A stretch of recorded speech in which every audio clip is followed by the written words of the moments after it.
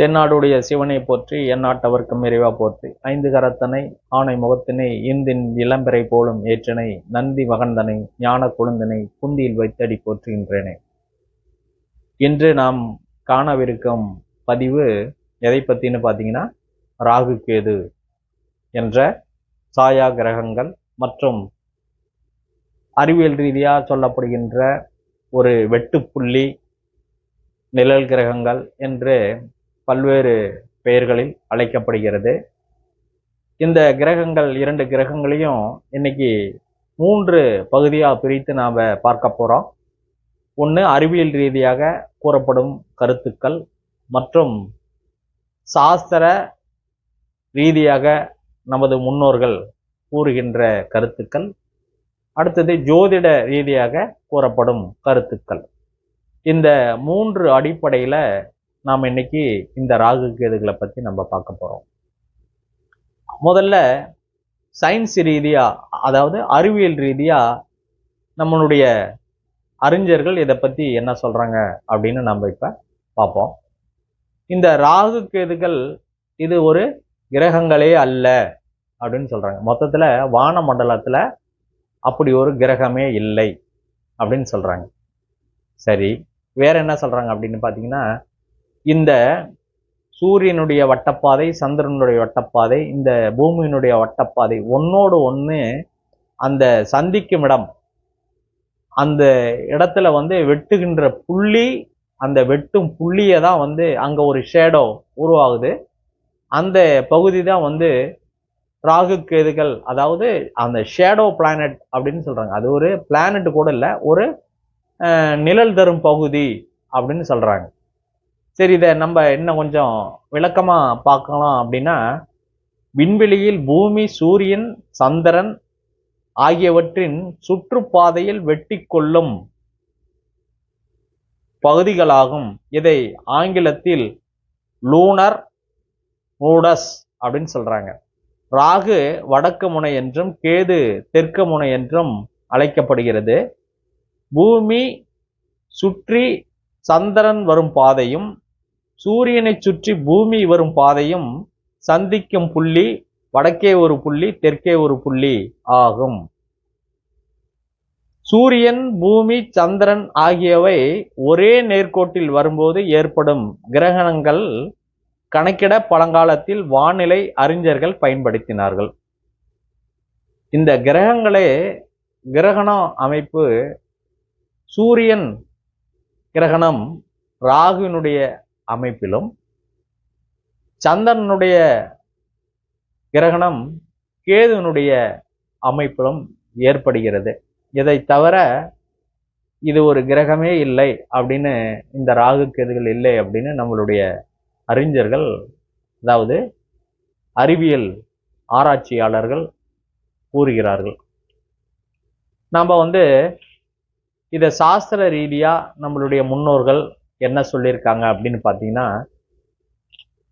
இந்த பார்க்கடலை கடைவதற்கு அசுரர்களும் தேவர்களும் ஆளுக்கு ஒரு பக்கம் நின்று அந்த பார்க்கடலை கடைந்த போது முதல்ல விஷம் வருது, அதுக்கப்புறமா மிகவும் முக்கியமான சில பொருட்கள்லாம் வருது, அதுக்கப்புறமா அமிர்தம் வருது.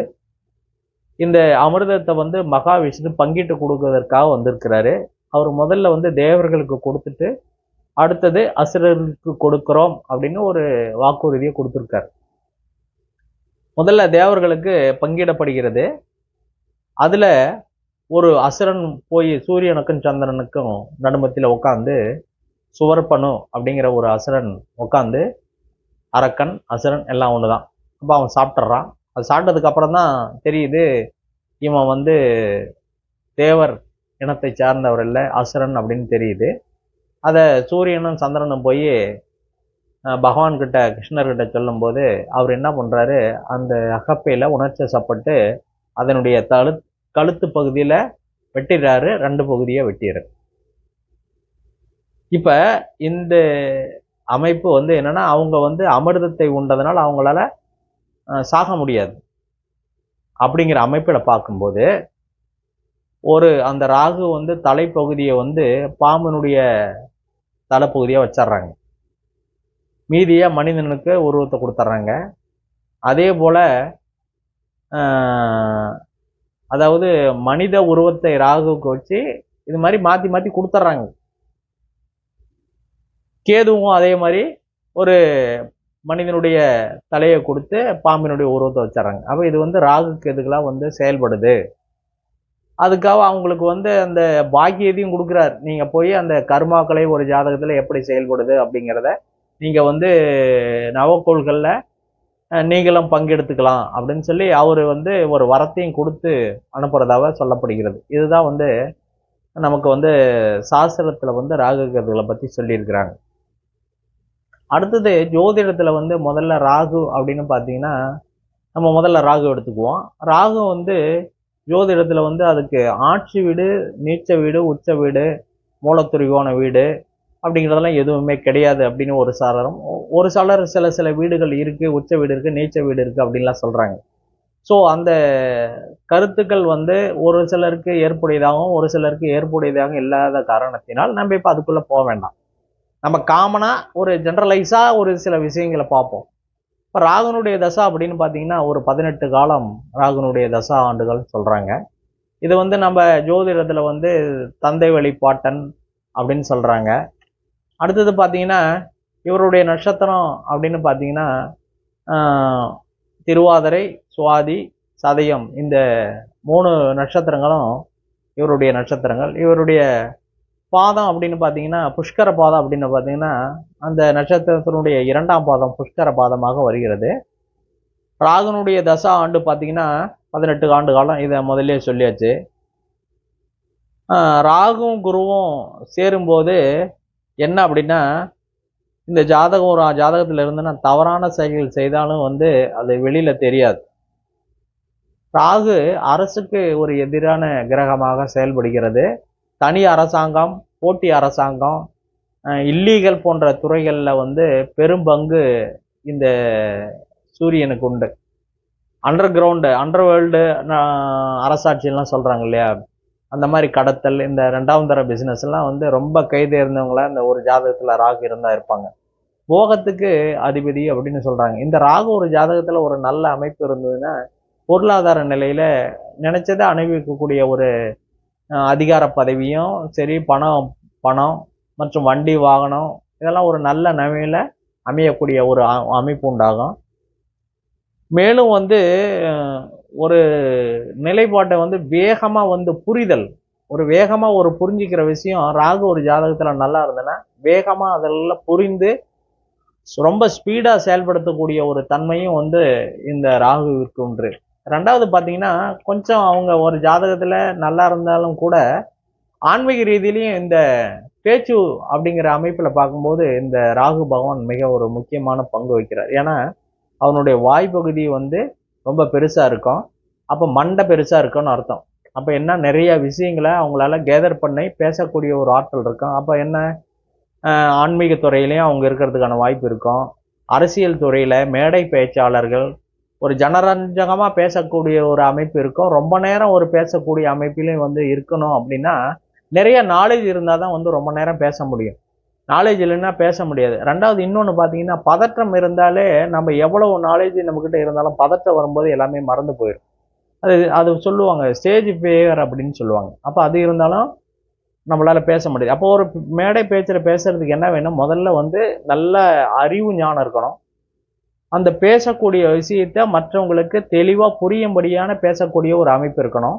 ரொம்ப நேரம் அந்த கருத்தை டீட்டெயிலாக அவங்களோட சொல்லக்கூடிய ஒரு மனநிலையில் இருக்கணும். எதிராளியே அந்த மனநிலையை உருவாக்கி வைக்கணும். அப்போ வெறுமனே வெறும் பேச்சு மட்டுமே பேசிக்கிட்டு இருந்தால் போதாது. அங்கே சில ஜனரஞ்சகமாக, அதாவது ஒரு கதை சொல்லணும், ஒரு சிரிப்பான விஷயங்களை சொல்லணும். அவங்களுடைய மனம் வேற ஒரு விஷயத்தை நாடாமல் போர் அடிக்காமல் இருக்கிறதுக்கு ரொம்ப எல்லா விஷயங்களும் கலந்து பேசக்கூடிய ஒரு பேச்சாக இருக்கணும். 2வது பார்த்தீங்கன்னா ஒவ்வொருத்தர் பேசும்போது அந்த பேச்சினுடைய செயல்பாடு பார்த்தீங்கன்னா ஏற்றம் இறக்கத்தோடு இருக்கும். அது எந்த இடத்துல ஏற்றணும், எந்த இடத்துல இறக்கணும் அப்படிங்கிறது இருக்கும். எந்த இடத்துல உணர்ச்சி வசப்படணும் அப்படிங்கிறது இருக்கும். எந்த இடத்துல ஏளனமாக பேசணும் அப்படிங்கிற ஒரு தன்மை இருக்கும். எந்த இடத்துல சிரிச்சுக்கிட்டு பேசணும் அப்படிங்கிற மாதிரி ஒரு இருக்கும். அப்போ என்னென்னா அந்த நவ தன்மையும் நவரசமும் பொருந்தி ஒரு பேசக்கூடிய ஒரு அமைப்பு இந்த ராகு பகவான் இருக்கும். அப்ப என்ன அப்படின்னா, ராகு பகவான் நல்லா இருந்தா திரைத்துறையில போறதுக்கான வாய்ப்பு இருக்கும். அடுத்தது தொலைக்காட்சி துறையில போறதுக்கான வாய்ப்பு இருக்கும். அல்லது ஒரு மேடையை கவர்ந்து பேசக்கூடிய அந்த ஆங்கரிங்லாம் செய்யறாங்க இல்லையா, அதாவது அந்த மேடையை கவர்ந்து பேசக்கூடிய ஒரு அமைப்பு இருக்கு. ரெண்டாவது பாத்தீங்கன்னா, மிமிக்ரி ஆர்டிஸ்ட்லாம் கூட வந்து இந்த ராகுனுடைய அமைப்பு இருக்கும்போது ரொம்ப பலவிதமான குரல்கள்ல பேசக்கூடியது, பலவிதமான ஒலிகளை எழுப்பக்கூடியது, இந்த மாதிரிலாம் வந்து அவங்களோட ஒரு பேசக்கூடிய ஒரு வாய்ப்பு இருக்கும்.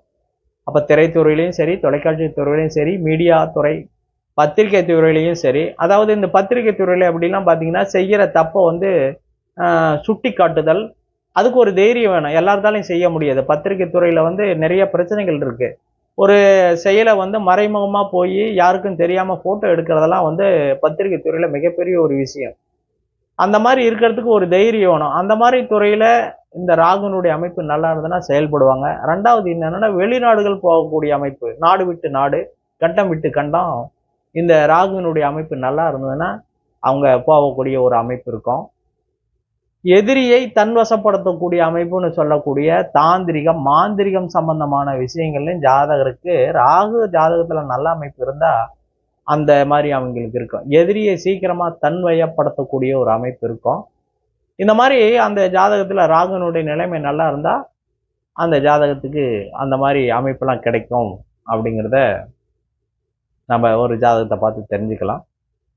அடுத்தது ஞானக்காரகன் என்று சொல்லக்கூடிய கேது அப்படிங்கிறத பற்றி நம்ம ஜோதிட ரீதியாக என்ன அப்படின்னு பார்க்கணும்னா, இதனுடைய ஆண்டு காலம் மிகவும் குறைவு. தசா ஆண்டு காலம் 7 ஆண்டுகள் தான் இதனுடைய தசா ஆண்டுகள்.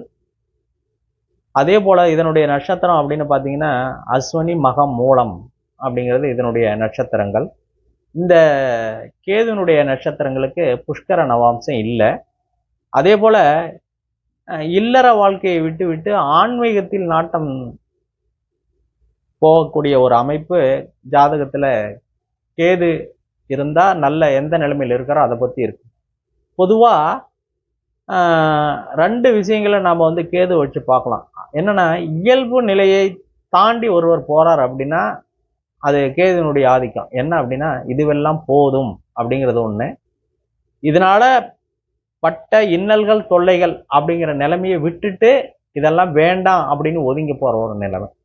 இந்த ஒதுங்கி போற நிலைமையும் அவஸ்தப்பட்டு போற நிலைமையும் இந்த கேதுவினால் கிடைக்கும். இப்ப ஒருத்தருக்கு ஞானம் கிடைச்சிருக்குது அப்படின்னா இந்த ஞானத்தை வச்சுக்கிட்டு ஏதாச்சும் செய்ய முடியுமா அப்படின்னா எதுவுமே செய்ய முடியாது.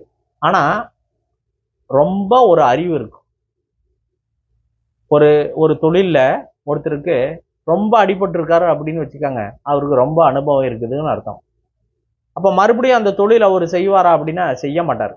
ஏன்னா பட்டதெல்லாம் போதும் அப்படின்னு சொல்லி, பட்டினத்தார் மாதிரி பட்டதெல்லாம் போதும் அப்படின்னு சொல்லி வேண்டாம் அப்படின்னு சொல்லி ஒரு ஒதுங்கி போறவர். ஆனா இருக்கும், அனுபவம் இருக்கும், மிகப்பெரிய ஒரு அனுபவம் இருக்கும். ஆனா அதுக்குள்ள மறுபடியும் போக மாட்டார்கள் அப்படிங்கிறது தான் ஞானம். ஞானத்தினுடைய அமைப்பு என்ன அப்படின்னா, ஒரு விஷயத்துல மிகப்பெரிய ஒரு அறிவு இருக்கும், ஆனா அந்த அறிவை வச்சு எதுவும் செய்ய முடியாது. அதுதான் ஞானம். இப்ப இல்லற வாழ்க்கையில எல்லா விஷயத்திலையும் அவருக்கு எல்லா விஷயமும் தெரிஞ்சிருக்கும், ஆனா அதனோட பயணிக்க மாட்டார், அதை விட்டு வெளியில வந்துடுவார். அதே மாதிரிதான் கேது ஜாதகத்துல நல்ல அமைப்பு இல்லை என்றால் அவருக்கு ஒரு விஷயத்துல மிகப்பெரிய அனுபவம் இருக்கும், அதை வச்சு எதுவும் செய்ய மாட்டார். அதே சமயத்துல கேது வந்து ஞானத்தை மட்டும் கொடுப்பாரா அப்படின்னா அதுவும் கிடையாது. அவரும் எல்லா விஷயங்களையும் அனுபவித்து அதன் மூலியமா ஒரு ஞானத்தை அடைந்திருப்பார். கடைசி காலத்துல வேண்டாம் அப்படின்னு வந்துருவார், எல்லாம் வந்திருப்பார். ராகு என்ன பண்ணும் அப்படின்னா, இந்த ரெண்டுக்குமே வித்தியாசத்தை நம்ம பாருங்க. செயல் ஒண்ணுதான். ராகு என்ன பண்ணுவார்னா, போகத்தை மீண்டும் மீண்டும் அனுபவித்து மீண்டும் அனுபவிக்கக்கூடிய ஒரு எண்ணத்திலே அவர் குறிக்கோளா இருப்பார். ஆனா கேது அனுபவித்து வேண்டாம் என்று ஒதுங்கி போய்விடுவார். இது ரெண்டும் தான், ஒரே செயல் தான். அவரு அதிலேயே தன்னுடைய நாட்டத்தை அதிகமாக காலத்தையும் நேரத்தையும் செலவு செய்து அதிலேயே அவர் மூழ்கி விடுவார். ஆனா கேது அப்படி இல்லை, அதிலிருந்து வெளியே வந்து வேண்டாம் அப்படின்னு சொல்லி அதனோடு தொடர்பில் இருந்து துண்டிக்கப்படுவார். இப்படித்தான் வந்து ராகு கேதுகள் வந்து நம்மளுடைய ஜாதகத்துல 180 டிகிரியில தான் பயணிக்கும். செயல் ஒண்ணுதான், விளைவுகள் வெவ்வேறா இருக்கும். ஆனா நிம்மதி தருமா அப்படின்னா எல்லா இடத்துலையும் எல்லா ஜாதகத்துக்கும் அது நிம்மதி தருவதில்லை. ஆனா நீங்க ராகு கேதுகள் வரும்போது தொழில் சார்ந்த விஷயத்தை விட்டு அறிவு சார்ந்த விஷயங்களையும் ஆராய்ச்சி சார்ந்த விஷயங்களிலும் படிப்பிலும் கவனத்தை செலுத்தும் போது உங்களுடைய வாழ்க்கை தரம் மிக மிக உயர்வதற்கான வாய்ப்பு உண்டு. அறிவுக்கும் ஆராய்ச்சிக்கும் நீங்க ராகு கேதுகளை மிக அதிகமாக பயன்படுத்திக்கலாம். ஆனா பொருளாதாரத்துக்கு பலன் தருமா என்றால் மிக மிக அரிது. மீண்டும் நாம இன்னொரு பதிவுல சந்திப்போம். சப்ஸ்கிரைப் செய்து கொள்ளுங்கள். நல்ல நல்ல உடல் சார்ந்த, மனம் சார்ந்த, அறிவியல் சார்ந்த விஷயங்களையும், ஜோதிடம், ராமாயணம், மகாபாரதம், நீதிக்கதைகள், ஔவையார், மூதுரை, திருக்குறள் போன்ற நல்ல விஷயங்களை நாம் அடுத்தடுத்த பதிவில் பகிர்ந்து கொள்வோம் என்று கூறி மீண்டும் ஒரு பதிவில் சந்திப்போம். வாழ்க வளமுடன், வாழ்க வையகம்.